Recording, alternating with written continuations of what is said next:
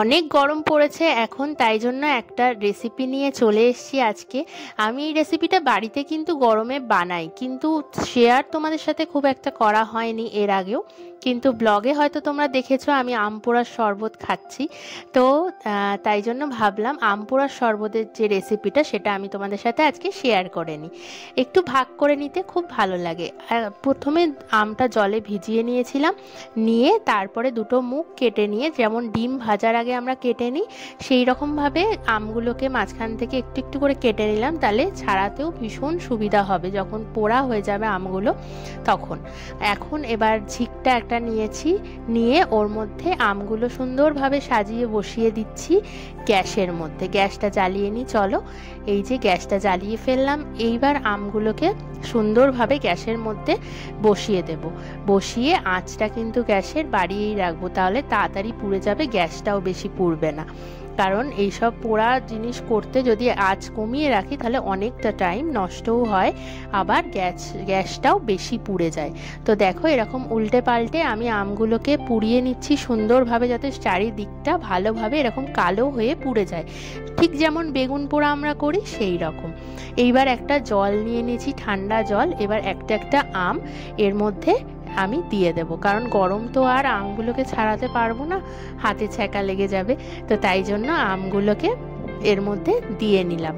দিয়ে ঠান্ডা হওয়ার পর কিছুক্ষণ পরে একটা সুন্দর প্লেট নিয়ে নিলাম। নিয়ে এবার আমগুলোকে সুন্দরভাবে দেখো উঠে আসছে। যদি না কেটে নিতাম এটা কিন্তু ছাড়াতে আমার খুব কষ্ট হতো, বা ছুরির ব্যবহার করতে হতো প্রথমেই। কিন্তু এখানে যেহেতু আমি আগে কেটে নিয়েছি আমগুলোকে, তাই জন্য আমাকে ছুরির ব্যবহার প্রথমেই করতে হয়নি। তাই জন্য আমি আমগুলোকে সুন্দরভাবে ছাড়িয়ে নিতে পারছি।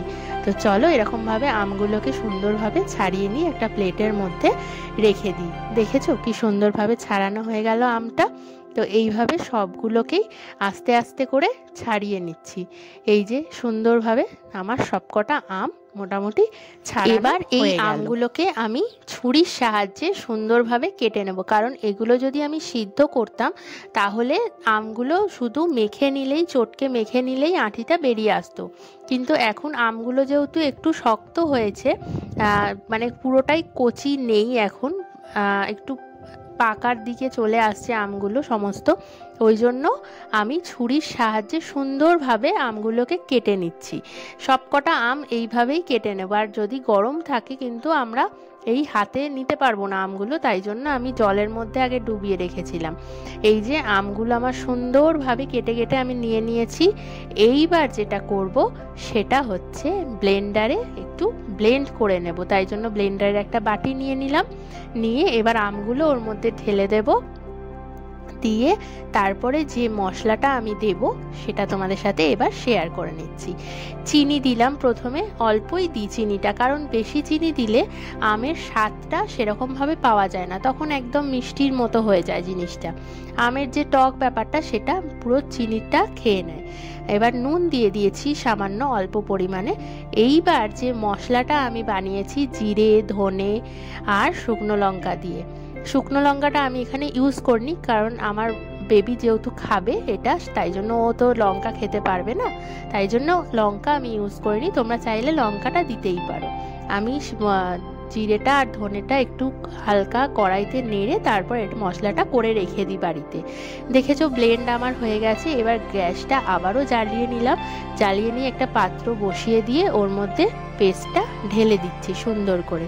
পেস্টটা অনেকে নাও ঢালতে পারো, আমি ঢেলে নিই, তার কারণ এটা অনেক দিন তাহলে রেখে খাওয়া যেতে পারে, না হলে ফ্রিজে রাখলে ওর ওপরে একটা ওই সাদা সাদা ফাঙ্গাস সৃষ্টি হয়ে যায়, ওইটা যেন না হয়, তাই জন্য আমি এটা করে নিই। আর তার মধ্যে যেটা সব থেকে মেইন ট্রিক্স, এটা কিন্তু সবাই দেয় না, আমি এটা দিই, তার জন্য খেতে আরও ভীষণ সুন্দর লাগে।